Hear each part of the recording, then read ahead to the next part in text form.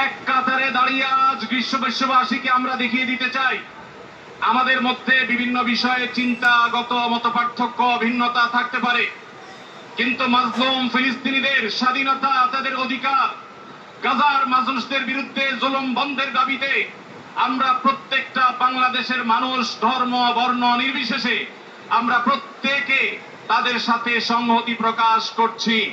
আজকের এই মহাসমুদ্র জনসমুদ্র ফিলিস্তিনের প্রতি, আল আকসার প্রতি বাংলাদেশের জনগণের ভালোবাসার বহিঃপ্রকাশ।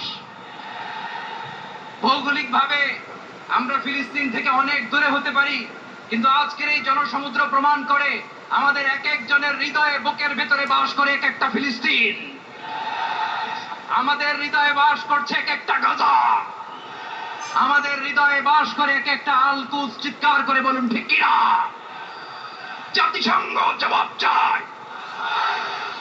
গাজায় গণহত্যা কেন? জাতিসংঘ জবাব চায়।